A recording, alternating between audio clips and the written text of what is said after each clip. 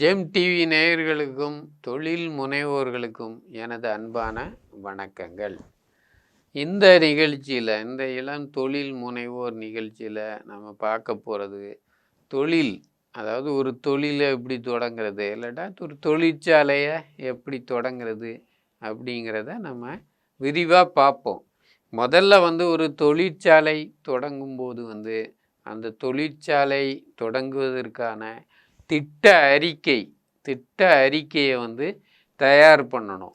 திட்ட அறிக்கை அப்படிங்கிறது என்ன அப்படின்னாச்சுன்னா, இங்கிலீஷில் என்ன சொல்லுவாங்க, ப்ராஜெக்ட் ரிப்போர்ட்டு அப்படின்னு சொல்லுவாங்க. ஒரு திட்ட அறிக்கை. அந்த திட்ட அறிக்கையில் என்னென்ன இருக்கும் அப்படின்னாச்சுன்னா, நம்ம என்ன ப்ராடக்ட் பண்ண போகிறோம், அதாவது என்ன ப்ராடக்ட் பண்ண போகிறோம், அந்த ப்ராடக்ட் பண்ணுறதுக்கு இப்போ சொந்தமாக இடம் வாங்கி அந்த தொழிற்சாலை கட்டிடம் கட்டி அந்த ப்ராஜெக்ட், அந்த தொழிற்சாலையை தொடங்கும் பொழுது அந்த நிலம், கட்டிடம் இதெல்லாம் அந்த தொழிற்சாலை அந்த அந்த ப்ராஜெக்டில் வரும். அதுக்கு அடுத்தபடியாக ப்ராஜெக்டில் என்னென்ன செலவு பண்ண போகிறோம், நம்ம என்னென்ன செலவு பண்ண போகிறோம், அதாவது ப்ராஜெக்டில் எந்திரங்கள், அந்த பொருளை வாங்கிறதுக்குரிய எந்திரங்கள் என்னென்ன, அதனுடைய விலை, காஸ்ட்டு என்னென்ன, அந்த காஸ்ட்டு என்னென்ன, அதுக்கப்புறம் அந்த அந்த எந்திரங்களை கொண்டு வர்றதுக்கு ஆகக்கூடிய செலவுகள் என்னென்ன, அதுக்கப்புறம் அந்த எந்திரங்களை நிறுவுவதற்கு ஆகக்கூடிய செலவுகள் என்னென்ன, அதுக்கப்புறம் அந்த எந்திரங்களுக்கு தேவையான அந்த எலக்ட்ரிக்கல் வயரிங், எலக்ட்ரிக்கல் அந்த பொருட்கள் எவ்வளோ செலவாகும், இந்த மாதிரியாக ஒவ்வொரு செலவும், அதாவது என்னென்ன செலவு ஆகுமோ, அதாவது அந்த திட்டம், அந்த தொழிற்சாலையை தொடங்கிறதுக்கு என்னென்ன செலவு ஆகுமோ அதை திட்டமிட்டு அந்த திட்ட அறிக்கையில் அது சொல்லப்பட்டு இருக்கும். அதுக்கு அடுத்தபடியாக நிதி ஆதாரம், அந்த திட்டத்தை தொடங்கிறதுக்கு தேவையான, அதாவது இந்த மாதிரிலாம் செலவு செய்து அந்த திட்டத்தை தொடங்கிறதுக்கு தேவையான நிதி ஆதாரத்தை எப்படி உருவாக்குவோம், அதாவது தொழில் முனைவோர் முதல்ல தொழில் முனைவோரை பொறுத்தளவில் அவங்கக்கிட்ட அந்த அளவுக்கு பணம் இருப்பது அரிதாக தான் இருக்கும். அதனால் அவங்க ஒரு 25% அவங்க பங்கு, அதாவது தொழில் முனைவோருடைய பங்காக ஒரு 25% அந்த பணத்தை அவங்க கொண்டு வருவாங்க.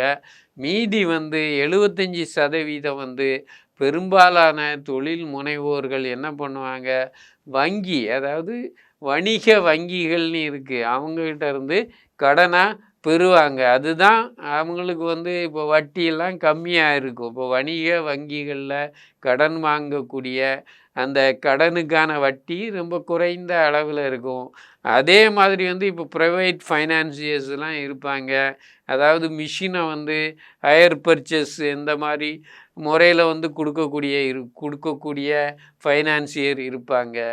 அதாவது தனியார், அதாவது ப்ரைவேட் ஃபைனான்சியர்ஸ், அவங்க சார்ஜ் பண்ணக்கூடிய அந்த வட்டி அதிகமாக இருக்கக்கூடிய வாய்ப்பு இருக்கும். அதனால் வணிக வங்கிகளில் அந்த கடனை வாங்கி ஒரு தொழிலை தொடங்கும்போது அவங்க அதுக்கு செலுத்த வேண்டிய வட்டி ரொம்ப குறைவாக இருக்கும். இந்த மாதிரி நிதி ஆதாரம் ஒரு சைடு ஒரு சைடு அந்த திட்ட அறிக்கையில் ஒரு பக்கத்தில் என்னென்ன செலவு ஆகும் அப்படிங்கிறதும், ஒரு பக்கத்தில் அதுக்கான நிதி ஆதாரத்தை எந்த விதத்தில் திரட்டுவோம் அப்படிங்கிறதும் வரும். அதுக்கு அடுத்தபடியாக அதாவது வருமானம், அதாவது இன்கம் எக்ஸ்பெண்டிச்சர், அதாவது இன்கம் செலவுகள், வரவு செலவு, இந்த மாதிரி விஷயங்கள். அதாவது இப்போது ஒரு பொருளை தயாரிக்கிறதுக்கு ரா மெட்டீரியலுக்கு எவ்வளோ செலவாகும், அதுக்கப்புறம் அந்த லேபர் காஸ்ட் எவ்வளோ ஆகும், என்னென்ன செலவு இருக்கோ அதெல்லாம் ஒரு சைடு வரும். அதுக்கப்புறம் அதனால் வரக்கூடியது, அந்த பொருளை விற்று, அதாவது அந்த பொருளை விற்று வரக்கூடிய வரவு ஒரு கரையில் செலவு, அதுக்கப்புறம் வந்து அந்த லாபம் நஷ்டம், அந்த பொருளை வந்து உற்பத்தி செய்து நம்ம பெறக்கூடிய அந்த வரவு செலவுக்குள்ள வித்தியாசம் வந்து நம்ம லாபம். இப்போ வரவு அதிகமாக இருக்குது, இன்கம் அதிகமாக இருந்து செலவு கம்மியாக இருந்ததுன்னா அது லாபம். அதாவது அதே மாதிரி வரவு குறைவாக இருந்து செலவு அதிகமானால் நஷ்டம். இந்த மாதிரியாக அதுக்கப்புறம் வந்து அந்த மிஷினுக்குரிய டிப்ரிஷியேஷன் இதெல்லாம் போட்டு அந்த வரவு இன்கம் அண்டு அதாவது ப்ராஃபிட் அண்ட் லாஸ் அக்கௌண்ட் அந்த மாதிரி அது வந்து வரும் அந்த இது. அதுக்கப்புறம் வந்து ஒரு 5 வருஷத்துக்கு வந்து எந்தெந்த மாதிரியாக வருமானம் வரும், எந்தெந்த மாதிரி செலவு செய்வோம் அப்படிங்கிற அந்த ஃபண்ட் ஃப்ளோ ஸ்டேட்மெண்ட்டு இந்த மாதிரி 5 வருஷத்துக்கு குறைஞ்சது நம்ம வந்து ரெடி பண்ண வேண்டியது இருக்கும். இந்த மாதிரி திட்ட அறிக்கையை வந்து நம்ம முதல்ல வந்து ரெடி பண்ணணும். அதுக்கு அடுத்தபடியாக வந்து நம்ம வந்து வங்கி கணக்கு தொடங்கணும். இப்போ ஒரு தொழிற்சாலை தொடங்குகிறோம், ஒரு தொழிலை தொடங்குகிறோம் அப்படின்னு ஆச்சுன்னா வங்கியில் வந்து நடப்பு செலவு கணக்கு அந்த அதாவது வங்கியில் வந்து கரண்ட் அக்கௌண்ட்டு ஒன்றா தொடங்க வேண்டியது அவசியம், கட்டாயமாக வேணும். இப்போ ஒரு வங்கி கணக்கு இருந்தால் தான் நம்ம வந்து தொழில் தொடங்க முடியும், தொழிற்சாலை தொடங்க முடியும், நல்ல முறையில் தொழிலை நடத்த முடியும். அடுத்தபடியாக வந்து நம்ம அரசாங்க அனுமதிகள் நிறையா பெற வேண்டியது இருக்கும். என்ன ஒரு தொழிற்சாலை தொடங்கினா அரசாங்க அனுமதிகள் நிறையா பெற வேண்டியது இருக்கும். அந்த அனுமதி இப்போ என்னென்ன அனுமதி பெறணும் அதெல்லாம் நம்ம பார்ப்போம். முதல்ல வந்து அந்த நிலம் வாங்கி கட்டிடம் கட்டி தொழிற்சாலை தொடங்கும் பொழுது வந்து அந்த கட்டிட வரைபட அனுமதி வாங்கணும்.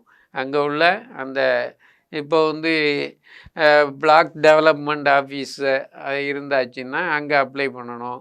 இப்போ சென்னையை பொறுத்தளவில் சிஎம்டிஏ இருக்கும், அங்கே வந்து வரைபட அனுமதி வாங்கணும். அது வந்து அந்த ஸ்கொயர் ஃபீட்டை பொறுத்து, ரொம்ப குறைந்த அளவிலான ஸ்கொயர் ஃபீட்டு உள்ளதுன்னா அந்த கார்பரேஷன்லேயே நம்ம அனுமதி வாங்கிடலாம். இப்போ அதிக அளவில் இப்போ 2 மாடிக்கு அதிகமாக இருந்தாச்சுன்னா, 2 ஃப்ளோருக்கு அதிகமாக இருந்தாச்சுன்னா அதை வந்து சிஎம்டிஏயில் வாங்கணும். மற்றபடியாக அதை சிஎம்டிஏ சென்னை அல்லாத பகுதிகளில் வேறு மாவட்டங்களில் நம்ம போயாச்சுன்னா அந்த அப்ரூவல் வாங்கிறதுக்கு டிடிசிபி அப்படின்னு director town and country planning அப்படி ஒரு அரசாங்க டிபார்ட்மெண்ட் இருக்குது.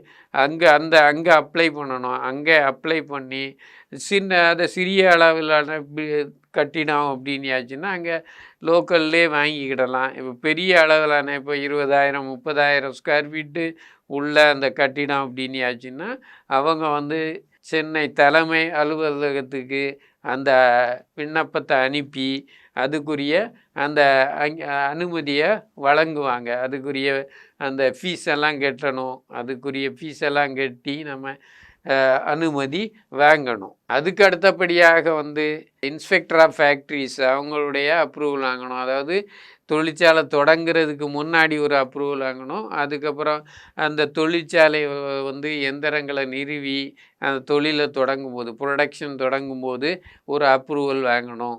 இந்த மாதிரி அப்ரூவல் இன்ஸ்பெக்டர் ஆஃப் ஃபேக்ட்ரிஸ் அவங்க வருவாங்க, அந்த இடத்த பார்வையிடுவாங்க. அதுக்கப்புறம் அந்த கட்டிட வரைபடம் எல்லாத்தையும் பார்வையிடுவாங்க.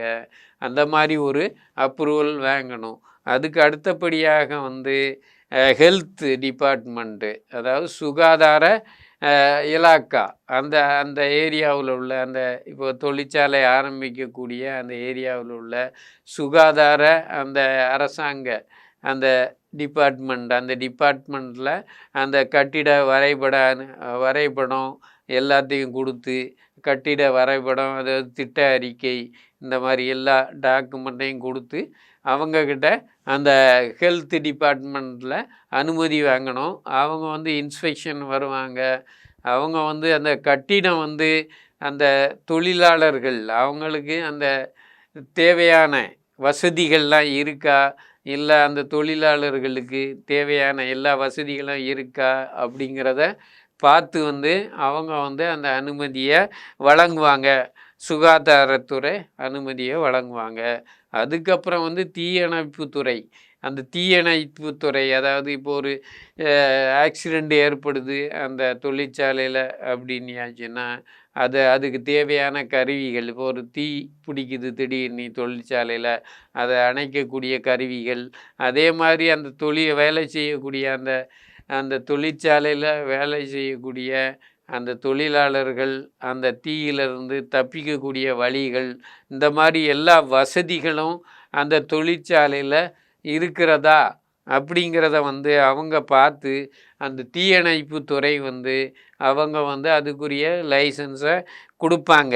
அதுக்கப்புறம் முக்கியமானது அந்த மாசு கட்டுப்பாடு வாரியம். மாசு கட்டுப்பாடு வாரியம் அப்படின்னு ஒன்று இருக்குது. அவங்க அந்த அந்த தொழிற்சாலையிலிருந்து அதாவது மாசை ஏற்படுத்தக்கூடிய அந்த வாயுக்கள், அதுக்கு வர பொருட்கள், அதெல்லாம் அந்த தொழிற்சாலை கழிவுகள், அதெல்லாம் சரியான முறையில் அந்த கழிவுகள்லாம் அகற்றப்படுதா அப்படிங்கிறத அவங்க பார்ப்பாங்க.